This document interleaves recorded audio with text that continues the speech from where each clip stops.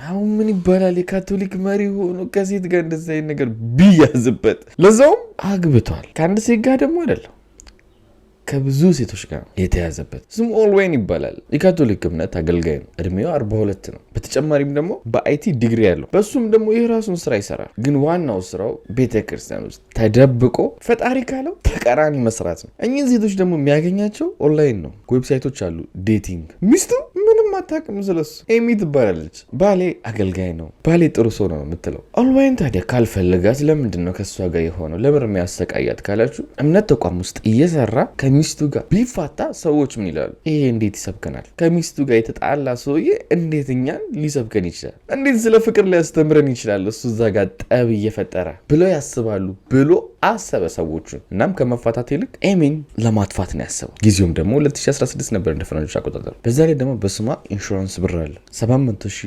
የሚያወጣ። ለመግደል ደግሞ ራሱ መውሰድ አልፈለገም ሪስኩን።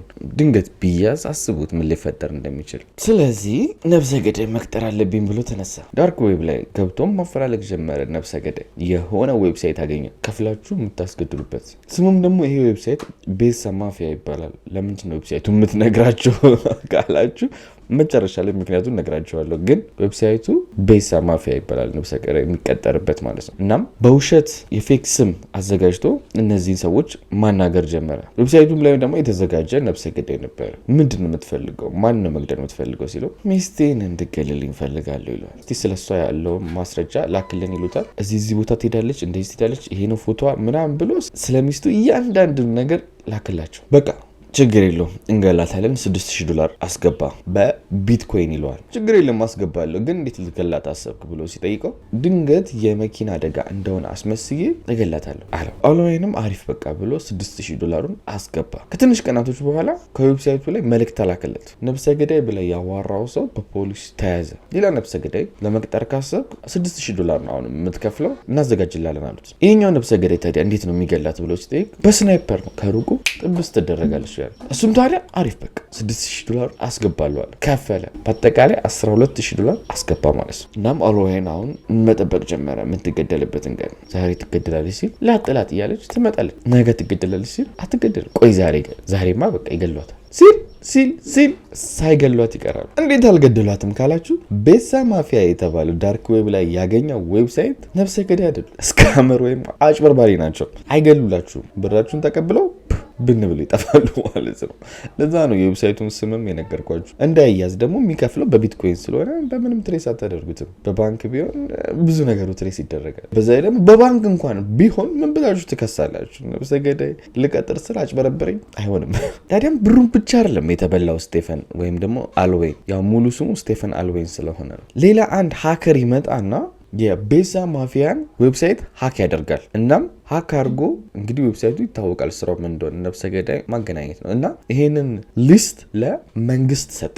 ይህ ማለት እዛ ጋር ልታስገድሉ እዛ ዌብሳይት ላይ የሰጣችሁት መረጃ በሙሉ አሁን መንግስት ታውቆታል ማለት ነው። በቻሉት አቅም ኤፍቢአይዎችም ሰዎቹ ምንም እንኳን ባይገደሉም ዌብሳይቱ የውሸት ቢሆንም ለነዚህ ሰዎች ማስጠንቀቂያ መላክ አለብን፣ የሆነ ሰው ሊገላቸው እንደፈለገ ማሳወቅ አለብን ብለው ሊገደሉ ለታቀዱ ሰዎች ማስጠንቀቂያ ለመላክ አሰቡ። እዛ ውስጥ ደግሞ ኤሚ አለች።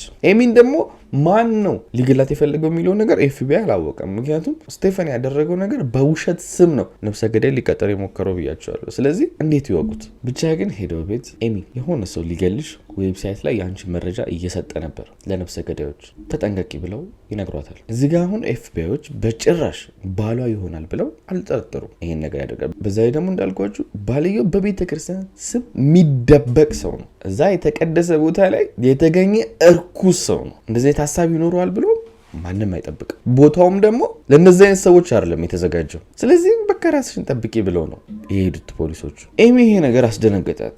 ደግሞ እንደ ኖርማል ሰውም ስታስቡት የሆነ ሰው ሊገላችሁ ይፈልጋል፣ መረጃችሁን እየሰጠ ነው ፎቶችሁ ምናምን ተብሎ የሆነ ሰው ሲመጣ ያስደነግጣችኋል፣ ትሳቀቃላችሁ። ስቴፈን አልዌይንም ታዲያ ባሏ አይዞሽ እኔ እያለሁ አይገሉሽም አለ። ገዳዩ ራሱ ሆኖ ማለት ነው። እናም ልክ እንደሚያስብላት ሆኖ ካሜራ ገጠመ ለሰዎቹ እንዲታይ ማለት ነው። ድንገት ገዳዮቹ ከመጡ ደግሞ መከላከል አለብን ብሎ ሽጉጥ ገዛ። አይዞሽ ኤሚዬ አለውልሽ አላት። እራሱ ለመግደል ተነስቶ ማለት ነው። እናም ደግሞ የገጠመው ካሜራ ደግሞ አይሰራም። ትንሽ ወራቶች አለፉ። ለኤሚ ግን ነገሮች በጣም ዘግናኝ ይሆናሉ። ምክንያቱም አኗኗሯም በቃ የሰቀቀን ሆነ። ኦልዌይንም ደግሞ እሷን ከማጥፋት አሁንም ሀሳቡን አልቀየረም። እናም ቆይ እስቲ ሌላ መንገድ ልፈልግ ብሎ ራሷን ጸጥ የምታደርግበት መንገድ መፈለግ ጀመረ። በውሸተኛ ማንነት ማዋራት ጀመረ። እሷን እያንዳንዱ ሚስጥርሽን አውቃለሁ፣ ላጠፋሽ እፈልጋለሁ። እቺ ልጅ ሲጀመርም ሰቀቀን ላይ ነው ያለችው፣ ግን ደግሞ እንደዚህ ቴክስት ልኮ የበለጠ እንድትሳቀቅ ማድረግ ጀመረ ማለት ነው። ራስሽን ጸጥ አድርጊ፣ አለበለዚያ ቤተሰቦች እንዳለ አጠፋቸዋለሁ። በነገራችን ላይ ልጅ አላቸው። አንዳንዴ የሆነ ሰው ቢያስጠላችሁ ያስጠላችሁ ሰው ለሌላ ሰው ትልቅ ቦታ ሊኖረው ይችላል። ለልጇ እሷ ማለት በህይወቱ አንድ የሚያስፈልገው በጣም ወሳኝ ነገር ነች። እናቱ ማለት ቢያንስ እሱ ቢጠላትም ለገዛ ልጁ ማሰብ ነበረበት ምን ያክል ይጎዳል ብሎ ይሄ ሁሉ ነገር ሲያደርግባት። ግን ይሄ አውሬ ነው። እናም እሷን ማስጨነቁን ቀጠለበት። የሚጽፈው ቴክስት ላይ ደግሞ በቃ ማንም ማያውቀውን ድብቅ ነው የተባሉ ነገሮችን ማስረጃዎችን ነው የሚልክላት እና ይሄ ሰው በጣም ያቀኛል የቅርቤ ሰው ነው ብላ እንድትፈራም ነው የሚፈልገው። ግን ይሄ ኤሚ ላይ አልሰራም። ፈርታለች፣ ግን ራሷን ጸጥ አላደረገችው። በዚህም በጣም ይበሳጫል። በቃ ራሴው መግደል አለብኝ አለ። ከዛም የመጀመሪያ እርምጃውን ወሰደ። የእንቅልፍ መድኃኒት ገዛ። በሱ ኦቨርዶዝ ሰጥቶ ለመግደል አሰበ። የሆነ ቀን ታዲያ እሷ ሳታየው ይህን መድኃኒት ጨመረበት። በሱም አረቆም ሌሎች የተለያዩ መድኃኒቶችም አንድ ላይ አድርጎ ጨማምሮ ሰጣት። እሷም ደግሞ ድክምክም ማለት ተኛች። የእንቅልፍ መድኃኒት ደግሞ ሲበዛ እንደሚገል ታውቃላችሁ። ተኝታም በዛው አልቀረችም፣ ተነሳች። ይህም ደግሞ ድጋሚ ያበሳጨው። አሁንስ በዛ አለ። ከዛም ልጃቸውን ከቤት ውስጥ ወደ አያትየው ጋር ይወስድና ለሞራሉ ምናምን አስቦ አይደለም፣ ያው ወንጀል ስለሆነ እንዳይመሰክርበት።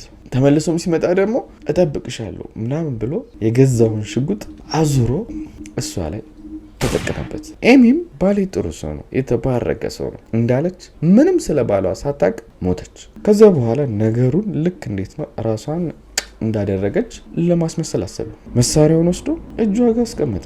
ቦታውንም ጽድት አደረገው። የራሱን ኮቴ ምናምን አጠፋ። ከዛ ልጁ ጋር ተመልሶ ሄደ። ያስገጠመው ካሜራ ደግሞ አይሰራም። ስለዚህ ካሜራው ምንም ጥቅም የለውም ማለት ነው። ልጁ ጋር ደግሞ ሄዶ የሆነ በቃ ዝም ብለው ትንሽ ያዝናናውና ከዛ ምንም እንደማያውቀው ነው ይሄ ልጅ ይዞት ወደ ቤቱ መጣ። እናም ደነገጠ። ሚስቴ ያለ ሚስቴ ለምን ሞች? ልጅየውም እናቴ ማለት ጀመረ። ፖሊስም ወዲያው ተጠርቶ መጣ።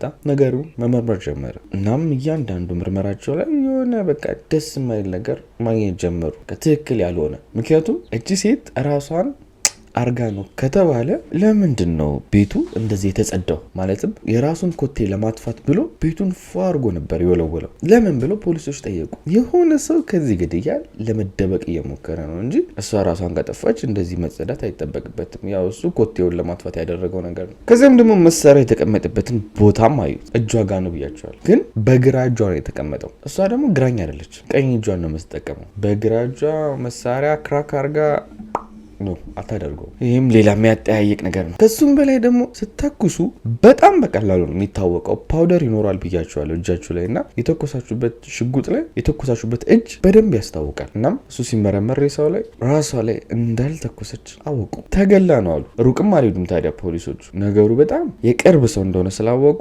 ባልየውን ስቴፈን ኤልዋይንን መመርመር ጀመሩ። ስፔሻሊ ደግሞ ፍቃድ አግኝተው ላፕቶፑን ማየት ጀመሩ። ወዲያውም ላፕቶፕ ላይ እሱ ችላ ብሎት ያላጠፋቸው ከሌላ ሴቶች ጋር በዌብሳይት አለ፣ በሱ ኦንላይን ዴት እየተገናኘ ግንኙነት ያደረግ ነበር ምናምን ብያቸዋለሁ። አወቁ ቺት እንደሚያደርግባት ማለት ነው። ቺት እንደሚያደርግባት ከታወቀ ደግሞ ሪሌሽንሽፕ ላይ ችግር አለ፣ አይወዳትም ማለት ነው። ካልወደዳት ደግሞ ሊያጠፋት ይችላል። የበለጠ መመርመር ጀመሩ። እናም በተጨማሪ ቤሳ ማፊያ ላይ በሌላ ስም አድርጎ እዛ ዌብሳይት ላይ ሲጠቀም እንደነበረም አወቁ። ነብሰ ገዳይ ናቸው ብሎ ላሰቡትም የላከውን መረጃ አዩ። ታዲያም ሄደው ስቴፈን ቀጨም አደረጉት። ትክክለኛ ፎቶ ይህን ይመስላል። ፍርድ ቤትም ከቀረበ በኋላ ያው በቂ ማስረጃ ስላለ እድሜ ልክ ተፈረደበት። የዛሬ እውነተኛ ታሪካችን ይህን ይመስላል። በቅርቡ ኦንላይን ክላስ መጀመሪያ አይቀርም፣ ስጀምር አሳውቃቸዋለሁ። በአካል ግን ስለሞላ በአካል መመዝገብ አቁመናል። ኦንላይን ግን በቅርቡ እንጀምራለን። ልክ ስጀምር አሳውቃቸዋለሁ። በቀጣይ ቪዲዮ እስከምንገናኝ ላይክ፣ ሰብስክራይብ ማድረጋችሁ እንዳትረሱ። ወዳችኋለሁ።